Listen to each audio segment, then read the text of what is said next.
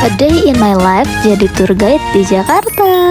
Pagi-pagi udah sampai aja di stasiun Tangerang, tapi ini kita semua bisa masuk, Aida sendiri yang malah gak bisa masuk karena saldonya habis dan akhirnya minjem uang ke Miss Kim buat isi saldo. Untungnya hari ini kereta kosong, mungkin karena weekend dan masih pagi juga.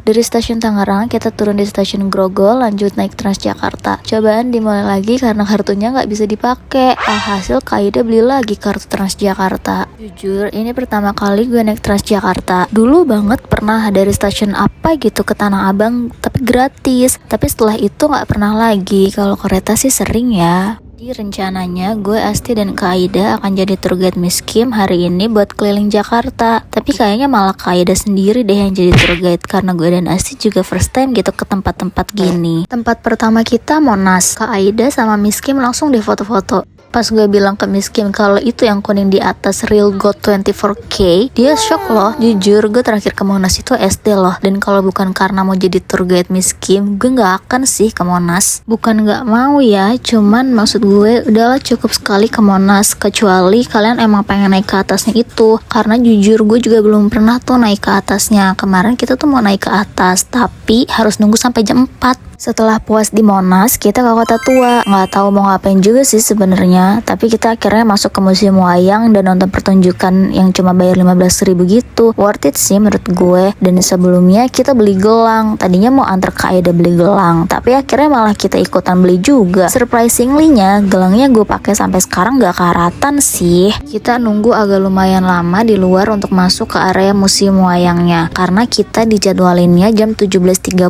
untuk masuk ke area yang lampu-lampu gitu. Apa sih namanya gue lupa deh. Nah, ini tuh menurut gue untuk 15.000 bisa masuk ke sini itu worth it ya. Dan ini LED-nya itu bisa disentuh gitu loh. Jadi ada interaktifnya gitu. Tapi jujur emang ini sepertinya lebih cocok untuk anak-anak kecil gitu karena ceritanya tentang pewayangan, kayak pewayangan Jawa gitu, lupa deh gue namanya. Setelah puas foto dan video di sini, kita akhirnya pindah ke destinasi selanjutnya yaitu Bundaran HI. Sempat ada kejadian lucu karena kan kita mau ke Bundaran HI-nya naik Transjakarta ya. Nah, Kak Aida itu malah ngasihnya game card, bukan kartu Transjakarta ke Miss Kim. Ya mau 1000 kali pun dicoba juga yang gak akan bisa. Jujur ini capek banget tapi worth it karena ngelihat city light dari Bundaran HI ini cakep banget ternyata. Dan kita juga foto bareng fotografer yang ada di sana. Kita cuma bayar 50.000 dapat 23 foto. Miss Kim juga bilang akhirnya kita punya foto yang proper di hari itu karena foto yang kita ambil dari tadi tuh asal. Segitu aja videonya, dadah.